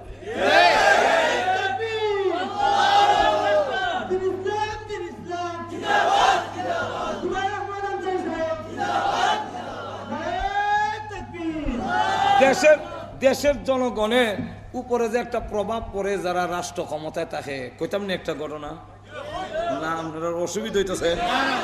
ঘটনাটা হইল বাদশাহ মানে খলিফা হারুন রশিদ একটা পাবলিক মালিক একটা আঙ্গুরের বাগানের ভিতরে ঢুকছে, কিন্তু মালিকে জানে না, এই বাগানের মালিয়ে জানে না উনি যে খলিফা হারুন রশিদ। গিয়া ঢুকিয়া কইছে যে আমার 1 গ্লাস আঙ্গুরের শরবত খাও। বাগানের মালি একটা আঙ্গুরের সরা ফারিয়ে না যখন চিপ দিছে গ্লাসটা পড়ে গেছে। তখন খলিফা হারুন রশিদের নিয়ত খারাপ করলিস, এত মূল্যবান একটা আঙ্গুরের বাগান এটা সরকারের খাতে নিয়ে দিত, এটা ব্যক্তি মালিকানা থাকে যদি তাহলে সেও উপকৃত হবে, আর এটা যদি সরকারের বান্ডে নিয়ে যাওয়া যায় দেশের জনগণ উপকার হইব। নিমুগাইটা আর ওজনের বাগান দখল করলিব, নিয়ত বালানা খারাপ। এমনি ডাক দেখা, এই মালিক আমার তৃপ্তি হয়েছে না, আরেক গ্লাস দে। এখন আবার গিয়া আঙ্গুরের সরা ফারে না চিপ দে, 5 ফুটা 4 ফুটা 3 ফুটা পরে। কিরে আগে দিয়ে আঙ্গুরের সরা দিয়ে একটা সরা চিপ দি তুই গ্লাস ভরে গেছে, ওখান দিয়ে 4-5 ফুটা রস দি নাই। মালিও কেমন মালি চিন্তা করেন, হ্যাঁ ওইটা এই দেশের বাদশা যে মনে হয় তার নিয়তের মধ্যে কোনো দোষ ধরে দিয়েছে, এর লেগে আমার ফলও দোষ ধরছে। তো বাদশা তো ইগনই আছে, বাদশা তাই নাকি? বাদশার নিয়তের দোষের কারণে কি ফলের মধ্যে পড়তে পারে? মালিক হ্যাঁ, যে দেশের কর্তা তার যদি নিয়ত খারাপ থাকে তো ফলের মধ্যেও পড়ে। কথাই নাকি বলে হ্যাঁ, কথায় তওবা করলাম, মনে মনে কয় হ্যাঁ বোঝায় না, তওবা করলাম, আল্লাহ আর নিতাম না এটা, মানে আল্লাহ আমি আমি আমি ভুল করছি, মাফ চাই। তওবা করে কয় চা আর 1 গ্লাস খাওয়া চান। এবার আর একটা আঙ্গুরের সরা ফারে আইনা যখন চিবা দিছে গ্লাস ভরে গেছে। তাহলে বোঝা গেল দেশের কর্তা যে থাকে তারা যদি এরকম হয় তাহলে এটার উপরে চাউলের দাম বাড়তে থাকবে, 70-100 যাইতে পারে। এই যে দুর্ভিক্ষ দেখা দিতেছে, আবার আমরা পরামর্শ দেয় আলু বিলে খাইতে, ঠিক না? ঠিক না, আলু খাইতে। এখন যদি তাদের স্বার্থের উদ্দেশ্য হয় যে তারে গ্রেফতার করলে আমরা লাভ, এটা দোষী না নির্দোষীটা বুঝি না, 14 বছর দেয়া দাও, দেয়া 14 বছর। এটা না আটকাইলে আমরা অসুবিধা, অথচ নির্দোষ আটকাই দিছে। আর একটা দোষী আমরা এটা যখন সংস্কারের কথা কয়, এটা থাক। ইমন দুই চোখে যদি দেখা দেয় তাহলে বোঝা গেল জুলুম হইতেছে। যেরকম ঠিক না, ঠিক না? তাহলে দেশের মাল দ্রব্যমূল্য ঊর্ধ্বগতি হবে, দেশের দুর্ভিক্ষ আসবে। ইউসুফ আলাইহিস সালামকে 7 বছর নিরপরাধ একজন লোককে রাখার কারণে আল্লাহর পক্ষের গজব আসলো। 7 বছর পর্যন্ত দুর্ভিক্ষ দেখা দিল। এটা ইউসুফ নবীর স্বপ্নের ব্যাখ্যা জানেন না, বুঝি লইছে। বাদশা তো জীবনও বলল নইলে আর তো জোরে কর না। এই জন্য ইউসুফ আলাইহিস সালাম কয়, এটার দায়িত্ব আমার কাছে দিলেই আমি এটার হেফাজত করব, এটা আমার দ্বারাই সম্ভব, এটা আমি সঠিকভাবে রক্ষণাবেক্ষণ করব, এবং এটা কিভাবে প্রয়োগ করতে হবে এর জ্ঞান আমার কাছে আছে। কারণ একটা জিনিসের দায়িত্ব যদি তার কাছে আসে, এই জিনিসটার আমানতদারি আদায় করা এবং এটাকে পরিচালনা করার যোগ্যতা যদি না থাকে, মনে করেন আমি এক মাদ্রাসার মুতামিম হই, মুতামিম ঠিক হই, এমনি খুব দরবেশ আল্লাহওয়ালা করে ফেরেশতা লাগান, কিন্তু আমিও তো হিসাব কিতাব বুঝি না। এই না বুঝার কারণে কইলাম দরবেশ বেড়াও চুরির কেস লইয়া বেরিয়ে যাওয়ান লাগে মাদ্রাসা থেকে। কোনটা কোন ফটো তো কইতে না, টেয়া কইতো এটা হিসাব তাই না, উনি হিসাব দিতে গেল আর মিলাইতে না। জোরে কোন ঠিক কিনা? অনেকে দেখা গেছে আসলে লোকটা খারাপ না, আসলে শুন না, আসলে পয়সা মাইরা খাওয়ানেন না, কিন্তু কোন স্লিপ কোনানো তো কত টাকা হারে দিল এটার হিসাব নাই। জোরে কোন না? তখন দেখা যায় এই লোকটা শেষ পর্যন্ত দোষী সাব্যস্ত হইয়া মাদ্রাসা মুদের হাত থেকে ফালাইয়া যাওয়ান লাগে। আবার দেখা গেছে যোগ্যতা আছে খুব বেশি, কিন্তু মামলত আসলে 2 নম্বর। যেরকম ঠিক নেই, তারে ধরন যায় না। যেমন আমরা দেশের কিছু এমন উপরের কর্মকর্তাও আছে 1 নম্বর দুর্নীতিবাজ, কিন্তু ধরা পড়ছে না, কলম খাতা ঠিক রেখে দিছে। আর কিছু আমরা লাগান মোল্লা মেসাব যেতে আছি, এটা বড় বড় হয়ে গেছে ধরা। আমরা মুফতি শহীদুল ইসলাম জীবনে খাইছে না, কিচ্ছু খাইছে না, 13 বছরের যে কথা বুঝছেন না। আর এখন দেখা গেছে ইমন গুরনি ওয়াকের মধ্যে পড়ে। তো এই জন্য ইউসুফ আলাইহিস সালাম বলেন, একটা জিনিস দায়িত্ব পালন করতে গেলে 2টা জিনিস লাগে, এটা আমার কাছে আছে। অর্থ মন্ত্রণালয় দেখতে গেলে এটা পয়সার ভান্ডার যেহেতু, সুতরাং এটারে হেফাজত করার মতো এই রক্ষণাবেক্ষণ করার যোগ্যতা থাকতে হবে। ইন্নি হাফিজ, আমি এটার ব্যাপারে পারদর্শী। 2 নম্বর হলো আলিম, জ্ঞান লাগবে পরিচালনা করার। এই 2টা যোগ্যতা আমার কাছে আছে। আমাকে যদি অর্থ বিভাগ দেওয়া হয় তাহলে এই দেশের জনগণ উপকৃত হবে। এই কারণে উনি ছায়া নিছে, ছায়া কয় ওয়াকাযালিকা মাক্কান্না লিইউসুফা ফিল আরদ। আল্লাহ রাব্বুল আলামিন বলেন, এমনি ভাবে আমি ইউসুফ আলাইহিস সালামকে ওই ফিল আরদি মানে ফিল মিসরি, মিশরের আমি অধিপতি বানাইলাম। অধিপতি বানাইলাম কেমনে? অর্থ মন্ত্রণালয় যখন নাকি এইভাবে দায়িত্ব পাইল, আর হযরত ইউসুফ আলাইহিস সালাম এমন একটি খাদ্য গুদাম তৈরি করলেন যে এটা 15 মাইল লম্বা, 15 মাইল ফাঁস। 15 মাইল লম্বা গুদাম আর 15 মাইল ফাঁস। উনি স্বপ্নে বুঝতে পারছিলেন 7 বছর খুব প্রচুর পরিমাণে দেশে ফসল হবে। তাই তিনি ঘোষণা দিচ্ছেন, প্রত্যেকেই 5 ভাগের 1 ভাগ খাওয়ান জমা রাখো। প্রত্যেক বছরের তুমি 5 ভাগের 4 ভাগ খাইলেও আর 1 ভাগ শেষ করো না, জমা রাখো। অর্ডার দেওয়া হয়েছে 5 ভাগের 1 ভাগ রাখবা। এইভাবে 7 বছর পর্যন্ত খালি জমাও।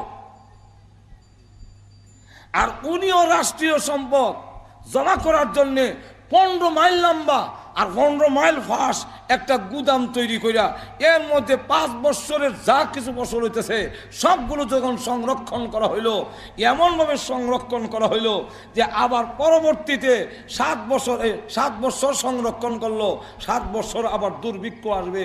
এই দুর্ভিক্ষ আসার সময় তখন দেখা যাবে অবস্থা বড় সিরিয়াস। যদি প্রস্তুতি আগের থেকে না থাকে তাহলে এটা সামলায়া ওঠা বড় কঠিন। আর তো না কঠিন ব্যাপার।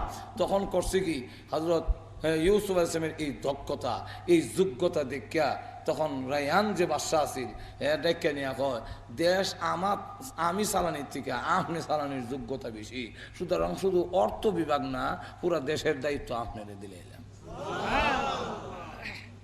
আর আজিজ মিসির যে আছিল তার নাম আছিল কিতফির। এই কিতফিরে সরাইয়া ওনারা হইলা বানাইছিল অর্থ মন্ত্রণালয়ে।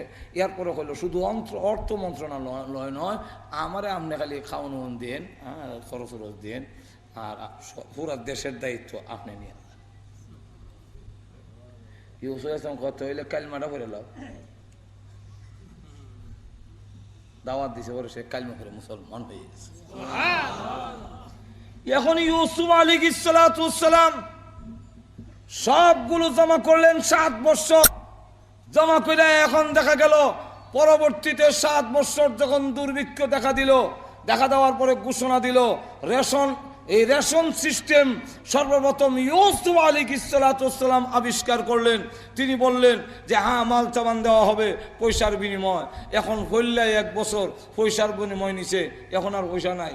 তখন কিতা করতাম বলে, এখন এক কাজ করো, অলঙ্কার যা আছে এটা সব সরকারের ভান্ডারে জমা দাও আর মাল নিয়ে যাও। তবে জেনে রাখো, গরিবরেও 1 ট্রাক দেওয়া হবে, ধনীরেও 1 ট্রাক দেওয়া হবে। ধনীরাও এক ট্রাক নিবা, গরিবও 1 ট্রাক নিতে হবে।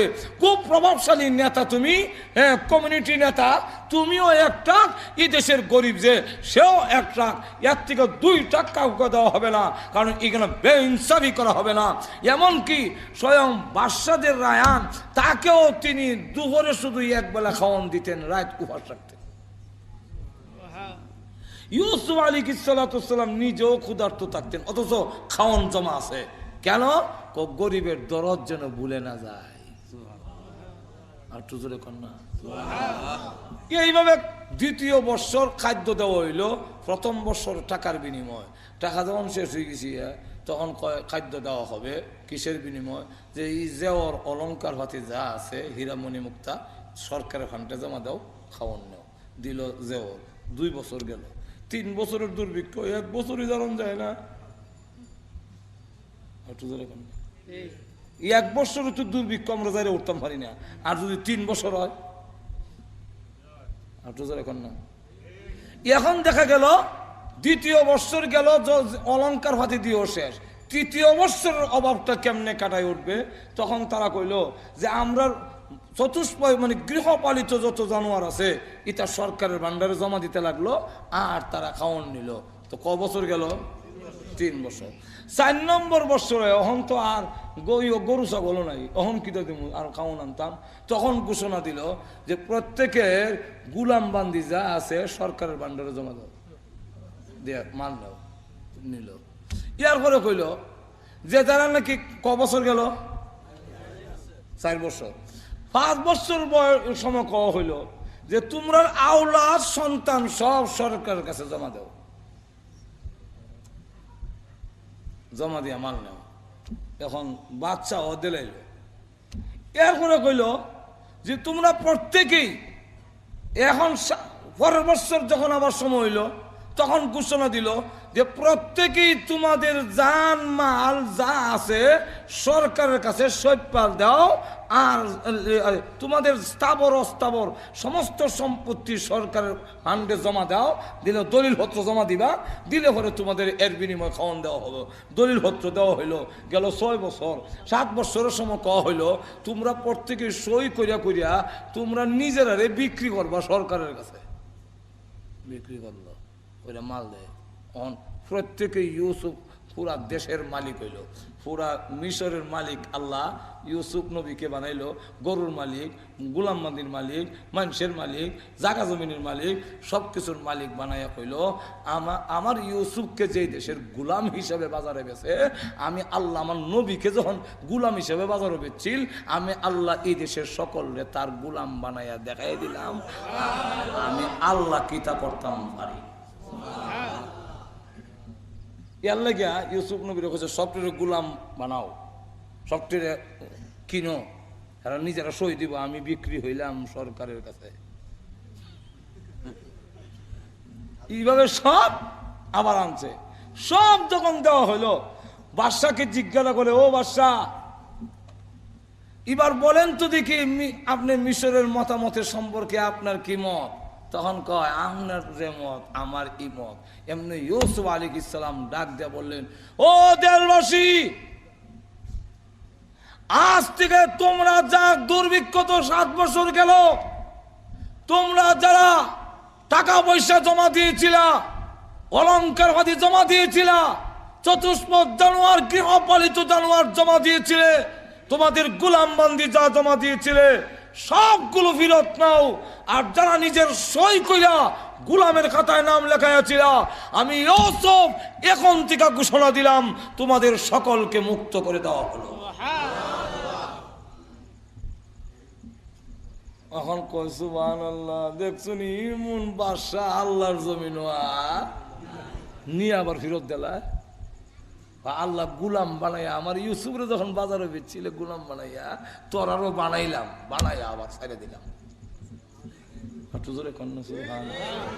এখন আল্লাহ রাব্বুল আলামিন বলেন এইভাবে, وَكَذَلِكَ مَكَّنَّا لِيُوسُفَ فِي الْأَرْضِ يَتَبَوَّأُ مِنْهَا حَيْثُ يَشَاءُ। এমনি ভাবে ইউসুফ আলাইহিস সালামকে আমি অধিষ্ঠিত করলাম কোন জায়গায়? ফিল আরদি আই ফিল মিসরি, মিশরের অধিপতি আমি বানাইলাম। ইয়াতাবাউ মিনহা হাইসু ইয়াশা, ইনি এমন ভাবে ক্ষমতা দিয়ে দিলাম, দেশের জনগণের সম্পদের মালিক, দেশের জনগণের চতুষ্পদ জানোয়ারের মালিক, দেশের গোলাম বান্দির মালিক, দেশের জনগণের অধিকারও তাকে আমি বানাইয়া এমন জায়গায় পৌঁছাইয়া দিলাম আমার ইউসুফ যা ইচ্ছা তাই তিনি করতে পারতেন। ঠিক না? আল্লাহ বলেন, নুসিবু বিরহমাতিনা মান নাশা ওয়া লা নুযিউ আজরাল মুহসিনিন। আল্লাহ রাব্বুল আলামিন বলেন, এমনি ভাবে আল্লাহ রাব্বুল আলামিন যাকে ইচ্ছা তার রহমত দান করেন, তার দয়া। এখানে রহমত দান করেন এর অর্থ হইল বিরহমাতিনা আই বিনামাতিনা। আল্লাহ রাব্বুল আলামিন বলেন, আল্লাহ যাকে ইচ্ছা তাকে তার নিয়ামত দান করেন। আল্লাহ যাকে ইচ্ছা তাকে তার নিয়ামত, তার নিয়ামত। এই যে রাষ্ট্রীয় ক্ষমতায় এত মর্যাদার অধিকারী হওয়া, এত ঊর্ধ্বে ক্ষমতায় যাওয়া, এটা এই নিয়ামতটা কার? আল্লাহ ইচ্ছা করলে হরে না, আবার নেওয়ার মতো ক্ষমতা আসেনি। আর তো জোরে কন। এই কারণে আল্লাহ রাব্বুল আলামিন বলেন, আমার নিয়ামতের শুকর আদায় করো, আমি আল্লাহ তোমাদের নিয়ামত দেই, আবার আমি চিনায়া আনতে পারি, এই ক্ষমতা আমার। ইউসুফ আলাইহিস সালামকে কুয়ার মধ্যে বলাইয়া দিল, আর তিনাকে দেখা গেল গোলাম হিসাবে বাজারে বিক্রি করলো। আমি আল্লাহ যেই লোকটাকে মেরে ফেলতে চেয়েছিল, বাবার দয়া মায়া থেকে সরাইতে বঞ্চিত করতে চেয়েছিল, এই লোকটাকে আমি আল্লাহ আবার গোলাম হিসেবে বাজারও নিয়া, এরপরে তাকে আবার এত বড় জেল জুল খাটাইয়া আমি সর্বোচ্চ ক্ষমতায় পৌঁছাইয়া দিয়া এই কথা বুঝাইয়া দিলাম, আমি যাকে ইচ্ছা তাকে আমার নিয়ামত দান করি। সুতরাং তোমরা আমার নিয়ামতের শুকর, ওই শুকরিয়া আদায় করতে গিয়ে ইউসুফ নবী কইছেন, ওমা উবারিউ নাফসি ইন্নান নাফসা লামারাতুম বিসু ইল্লা মা রাহিমা রাব্বি। আল্লাহর দয়া না হইলে কেউ নফসের কুমন্ত্রণা থেকে বাঁচা সম্ভব। আর তো এখন না সম্ভব। ইন্না লা নুযিউ আজরাল মুহসিনিন, যারা নাকি নেককার তাদের আল্লাহ কখনো তাদের প্রতিদান বিনষ্ট করেন না। জোরে কোন ঠিক নেই, আরো জোরে কন। এইদিকে দেখা গেল অবস্থা হয়েছে কিটা, ইউসুফ আলাইহিস সালাম তো এত উপরে হস্ত, 30 বছর বয়স হয়েছে, এই জায়গাত আইতে আইতে ওনার বয়স হয়ে গেছে গা 30 না কত 30, আর এইদিকে জুলাখা গেছে গা বুড়ো হইয়া, জামাইও গেছে গা মইয়া, জামাই মারা গেছে, মারা যাওয়ার পরে অভাব অনটনের মধ্যে হয়ে গেছে গা। এইদিকে তার বাপ যে আছিল ইয়ামনের রাজা, শত্রুরা তারা 14 গোষ্ঠীর গোল্ডিরে মাইরা দেশ লেছে দখল করে। এখন জুলাইকা আর যাইবার কোনো জায়গা নাই, এখন কে মূর্তির সামনে কান্দে, কোনো জবাব দেয় না। কত বছর ডাকলাম, কত কইলাম, আমি ইউসুফ রে পাওয়ার জন্য কত আকাঙ্ক্ষা তোমার কাছে পেশ করলাম, এখন একটা তো জবাব দিলা না। এতে বুঝলাম তুমি আসলে কোনো খুদা না, তুমি হুদা। অযথা তো নাউজুবিল্লাহ, কি তাউজুবিল্লাহ তো নজর এখন ঠিক না, ঠিক না, আসলে তো হুদা, ওই মূর্তি হুদা না, খুদা হইব কর্তিকা আর তো এখন না। জুলেখা বলে এত বছর পর্যন্ত আমি তোমার কাছে আমার আবদার পেশ করলাম, আমার আবদার কবুল হইল না, তাহলে এখন দেখা যায় তুমি যে হুদা এর মধ্যে কোনো সন্দেহ নাই, তোমাকে অযথা দেখালাম নাই। জুলেখা অভাব অনটনে, স্বামীও নাই আর থাকার জায়গা নাই, এদিকে আবার বাবার বাড়িতেও যাওয়ার কোনো জায়গা নাই, দুঃখ কষ্টে পড়ে আর বুড়া হইয়া চুল উলহাকে গেছি কি, চৌকো নষ্ট হয়ে গেছি কি, চোখের পাওয়ার নষ্ট হইয়া রাস্তায় গিয়া এখন গোড়ায় হযরত ইউসুফ আলাইহিস সালাম খুলাসাতুত তাফসীরের কিতাবের মধ্যে লেখেন, ওই তাফসীরের কিতাবে লেখে, জুলেখা তখন রাস্তার একদিন ইউসুফ নবী যাইতাছে, আর তিনি ডাক দিয়ে বলেন, জুলেখা মূর্তিরে এর আগে ভাঙ্গা মূর্তিকে চূর্ণ বিচূর্ণ কইরা কয়, তুমি যে আসলে মাবুদ না আমার কাছে প্রমাণ হয়ে গেছে। ইউসুফের আল্লাহ যে সঠিক আল্লাহ আমার কাছে প্রমাণ হইল। ইউসুফ গুলাম থেকে এত পড়ে গেল, আর আমি অর্থমন্ত্রীর বউ হইয়া ভিক্ষুক সেজা রাস্তায় ঘুরি। এতে বোঝা গেল তুমি আসলে খুদা না, বাইরিয়া ভাঙ্গা খুদারে সাফ করছে। সাফ করে কয়, আমি পড়লাম লা ইলাহা ইল্লাল্লাহ ইল্লাল্লাহ, এই কালিমা যখন পড়ে মুসলমান হয়ে গেছে, মুসলমান হইয়া এখন রাস্তায় গিয়া গোলায়। ইউসুফ আলাইহিস সালাম ওই রাস্তা দিয়ে যখন যায়, অন্ধ মহিলা, বৃদ্ধা মহিলা, তিনি ডাক দিয়া বলে, গুলামকে দেশের প্রেসিডেন্ট বানাইলা, আর তুমি একজন অর্থমন্ত্রীর স্ত্রীকে এবং বাদশার মেয়েকে ভিক্ষুক বানাইয়া রাস্তার মধ্যে নামায়া দিয়েছো, এটি হলো তোমার শান গো আল্লাহ।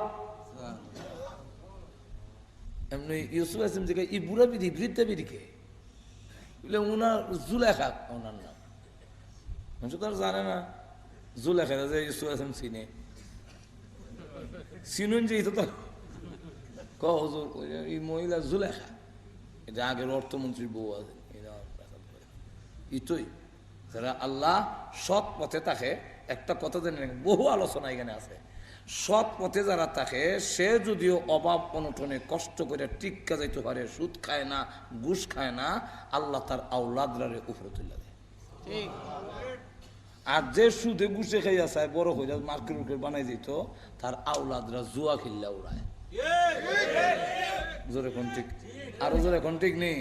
এর লাগে আল্লাহ বলেন, ওয়ালা নুযিউ আজরাল মুহসিনিন, নেককারের প্রতিদান আল্লাহ বিনষ্ট করে না। ইউসুফ আসলামের নেককারের এই প্রতিদান আল্লাহ বিনষ্ট করছে না, কই নিছে, আর জুলেখা কই গেছে, জোরে কোন ঠিক না, ঠিক না। যাক, সব আলোচনা করার টাইম নেই এখন। ইউসুফ আসলাম কই, এই মহিলার আমার সামনে আনো। আনার পরে বলল, তোমার এই অবস্থা কেন? চোখে তো দেয় না, ইউসুফ যে জানে না তো। আমার এই অবস্থা, আমি খেয়ানত করেছি, ইউসুফের জন্য পাগল ছিলাম, কিন্তু আমার সময় মজামায় মল্ল, বাহ মল্ল, সব শেষ হইয়া এমন রাস্তার ভিখারি হইছি, খাওয়ানেরও নাই, পেটে খাওয়ান নাই, ক্ষুধার্ত হইয়া করি। আর আমার ঘরে গোলাম ছিল ইউসুফ, আজকে দেশের মিশরের বাদশা। ইউসুফ আলাইহিস সালাম কয়, এখন তোমার জন্য কি করতে পারি? তো আল্লাহর কাছে দোয়া করলেন, আল্লাহ জুলেখার চোখটি ফেরত দাও। আল্লাহ দোয়া কবুল করছে, সঙ্গে সঙ্গে চোখের পাওয়ার ফিরে এসে। ইউসুফ, তুমি, তোমার জন্য আমি রাস্তায় ভিক্ষুক হয়ে আজকে আমার এই অবস্থা। তো আমার চোখের পাওয়ার যখন ফিরে আসছে তোমার দোয়ায়, আমি তো ঈমান এনেছি, অতএব আমার জন্য আরেকটি দোয়া করো। সেই দোয়াটা হলো, চুল সব পাখি গেছে, কি চামড়া ঢিল হয়ে গেছে, বুড়ি হয়ে গেছে, দোয়া করো আমি জোয়ান হয়ে যেতাম। ইউসুফ আলাইহিস সালাম তখন দোয়া করলেন, প্রভু, প্রভু মেহেরবানি করে গো, আমার জুলাইখারে তুমি আবার জোয়ান বানায়া দাও। আল্লাহ দরখাস্ত মঞ্জুর করে এমনি জুলেখার আগের অবস্থায় ফেরত দিয়ে দিছে। এখন দেখ জীবিত হয়ে গেছে। এমনি ডাক দেখো, ইউসুফ, তোমার জন্য আমি সব কিছু সব হারাইলাম, এবার আমার বিয়ার প্রস্তাবটা তুমি গ্রহণ করে নাও। এমনি ইউসুফ আসলাম নীরব, এটা তার কিছু কয় না। এমনি জিবরাইল আলাইহিস সালাম এসে বলেন, ও ইউসুফ, আল্লাহ রাব্বুল আলামিন বলেছেন যে জুলেখা আসলে তোমার আশিক হইয়া তোমার মহব্বতে পইরা এতদিন পর্যন্ত এই কষ্ট করলো, এখন ঈমান যখন এনেছে, যে লোকটা ঈমান এনে মূর্তি ভেঙ্গে অসহায় হয়ে পড়েছে, তার স্বামীও নাই, তার বাবার বাড়িতেও যাওয়ার জায়গা নাই, আল্লাহ অর্ডার দিয়েছেন আপনি ইউসুফ নবী জুলেখাকে বিয়া করে নেন। আল্লাহর যখন অর্ডার, এখানে কোনো অসুবিধা আছে? বিয়া করছে। বিয়া করার পরে দুইজন ছেলে হয়েছে, আফরাইম আর ইউসাইম, আর মেয়ের নাম হইল রহমত। মেয়ে হয়েছে একজন। তাফসীরে জালালাইনের হাসিয়ার মধ্যে 500 মধ্যে লেখছেন, দুই ছেলে এক মেয়ে, মেয়ের নাম হইল রহমত। তাফসীরে জালালাইনের হাসিয়ার মধ্যে লেখে ইউজাব্বিজুহা আইয়ুব, যাকে আইয়ুব আলাইহিস সালাম বিয়া করছিল, আমরা যার নাম জানি রহিমা, এই রহমতটি কই রহিমা হইছে।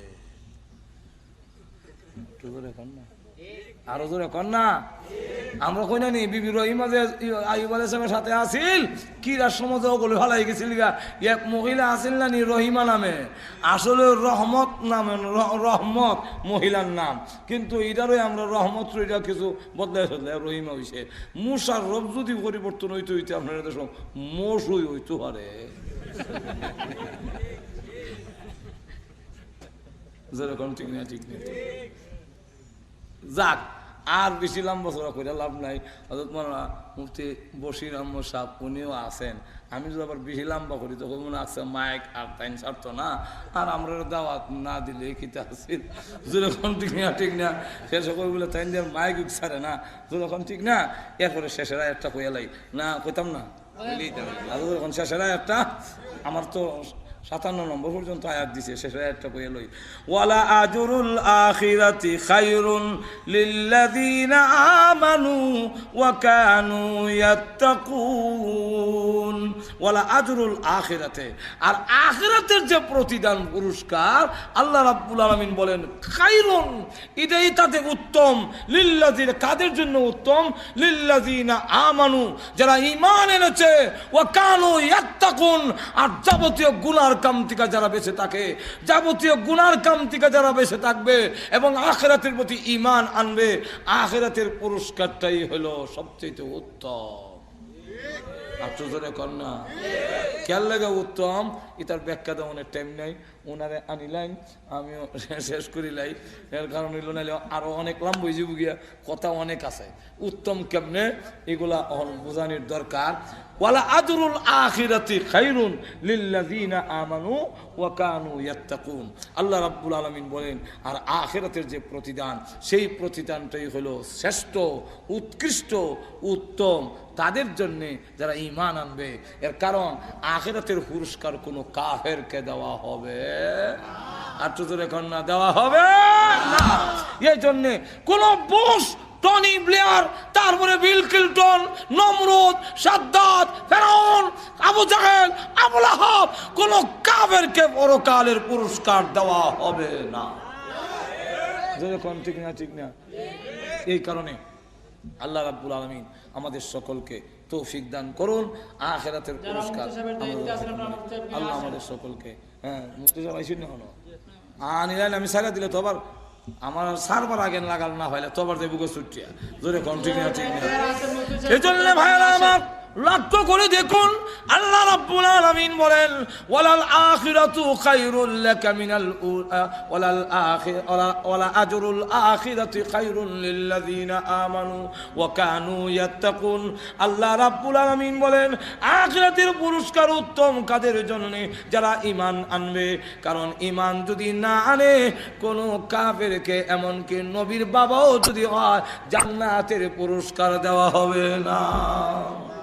যেরকম ঠিক না ঠিক না? আরো যেরকম ঠিক না?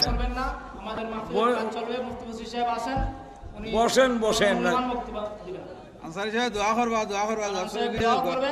করবো না, শেষে দোয়া হইলে আর বিশৃঙ্খলা করে লাভ না।